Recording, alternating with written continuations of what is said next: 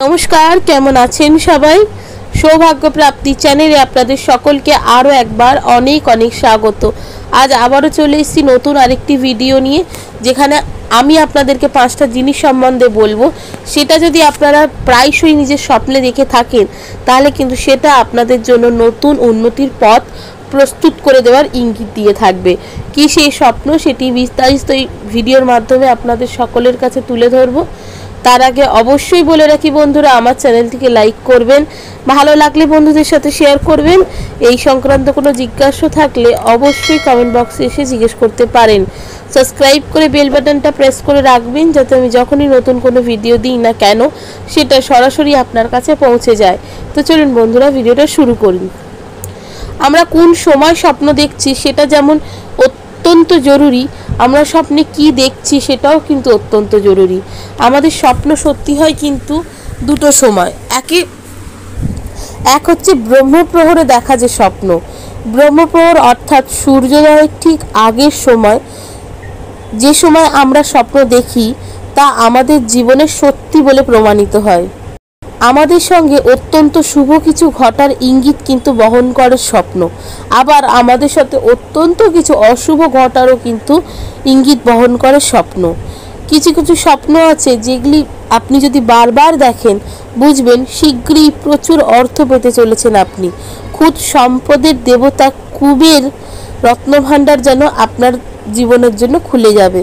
বারংবার করে স্বপ্নে এই সব জিনিসগুলো দেখলে কিন্তু অত্যন্ত লাভদায়ী হয় সেই ব্যক্তি যেই স্বপ্নটা বারংবার দেখে। স্বপ্নে প্রচুর অর্থ লাভের ইঙ্গিতও কিন্তু স্বপ্ন বহন করে থাকে। যেমন স্বপ্নে সোনা দেখা অত্যন্ত শুভ লক্ষণ। স্বপ্নশাস্ত্র বলছে যে স্বপ্নে সোনা দেখা দারুণ শুভ। হিন্দু ধর্ম অনুসারে সোনা অত্যন্ত শুভ, তাই শুভ কাজে সোনার ব্যবহারের রীতি প্রচলিত রয়েছে। স্বপ্নে সোনা দেখলে বুঝবেন শীঘ্রই প্রচুর অর্থ লাভ হতে চলেছে। স্বপ্নে সোনা দেখা অর্থ মা লক্ষ্মীর প্রবেশ ঘটতে চলেছে আপনার ঘরে। দ্বিতীয় নম্বরটি হচ্ছে, স্বপ্নশাস্ত্র অনুসারে যদি বারংবার নিজের আরাধ্য দেবতাকে নিজের স্বপ্নে দেখে থাকেন, তাহলে জানবেন ঈশ্বর আপনার স্বপ্নে এসে আপনাকে শুভ কোনো ইঙ্গিত দিয়ে যাচ্ছে। অত্যন্ত ভালো কিছু ঘটতে চলেছে আপনার সাথে। স্বপ্নে ঈশ্বরের সাক্ষাৎ লাভ করলে বুঝবেন শীঘ্রই বন্ধভাগ্য কিন্তু আপনার খুলতে চলেছে। এর ফলে প্রচুর অর্থ লাভের আশা আপনি রাখতে পারেন। না হওয়া কাজ হয়ে যাবে এমন আশাও কিন্তু রাখতে পারেন। বিশেষ করে যদি কখনো দেখেন যে আপনার আরাধ্যর বাইরে আপনি কাউকে দেখছেন, অর্থাৎ যিনি আপনার আরাধ্য, যাকে আপনি দিন রাত সবসময় স্মরণ করে থাকছেন আপনার দিনচারিয়ার মধ্যে, তার বাইরে গিয়ে যদি অন্য কোনো দেবতাকে আপনি দেখেন, তাহলে অবশ্যই কিন্তু এই ইঙ্গিতটা আপনাকে দিচ্ছে যে হয়তো তাকে ডাকার সময় এসছে। যদি বারংবার স্বপ্নে কালীকে দেখেন, তাহলে কিন্তু জানতে হবে যে নিজেকে অনেক বেশি স্ট্রং করে তুলতে হবে।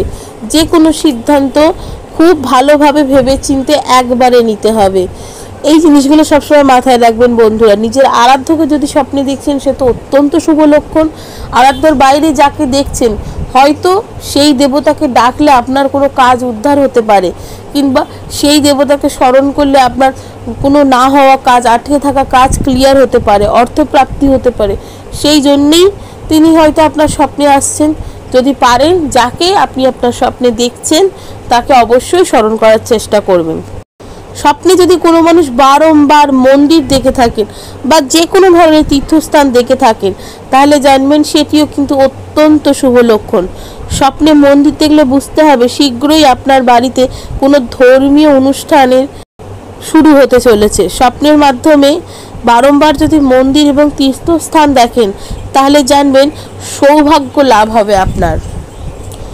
ঘুমের মধ্যে যদি বারংবার সাপ দেখেন, সেটিও কিন্তু অত্যন্ত শুভ লক্ষণ।